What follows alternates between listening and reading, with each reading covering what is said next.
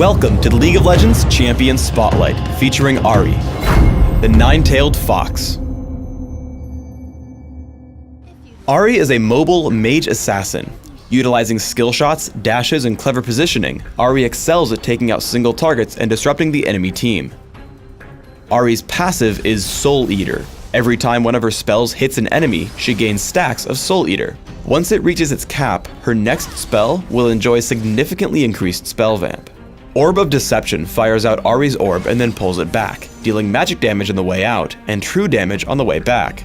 I take Orb of Deception at level 1 and max it by level 9. Foxfire creates 3 orbiting flames around Ahri. These flames then seek out and damage any nearby enemies who wander too close. Single targets can be hit multiple times, but extra hits deal reduced damage. I take Foxfire at level 4 and max it last.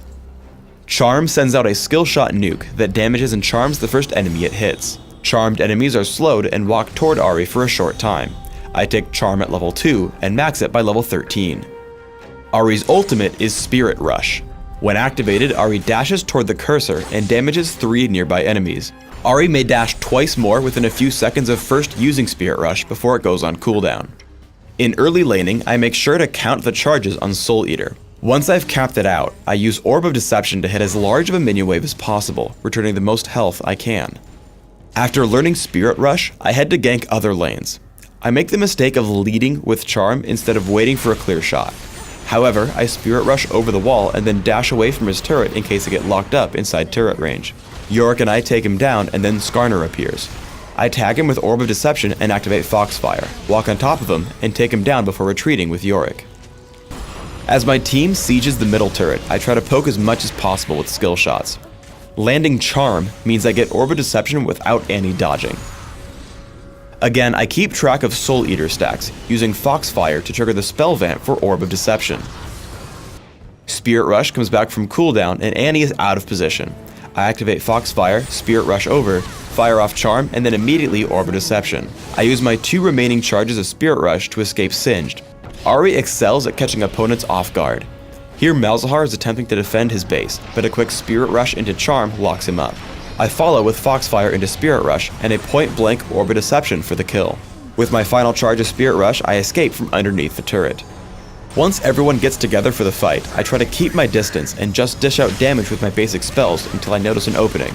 Once Lux gets low, I charge in with Spirit Rush twice, turning back to hit Singed and Skarner with Spirit Rush, Foxfire, and Charm. As Singed tries to escape, I flash for Orb of Deception, able to easily clean up Skarner in the resulting 4 vs 1 fight. Our opponents catch us near Baron.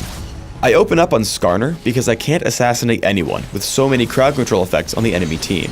We're able to kill him rather quickly as I use Spirit Rush not to dive onto enemy champions, but to damage the surrounding enemies, Skarner and Singed. Once Skarner falls, I look to take out squishier targets like Annie, landing Charm and Foxfire to pick up the kill. With most of their team dead, I'm able to play a little bit more aggressively by walking up to Singed for Orb of Deception and Foxfire, killing him. With the fight now 4 vs 1, I leave my team to clean up Lux as I head toward my minion wave to push down the enemy base. On Dominion, Ahri's all-out offense lets you really help your team out in larger fights.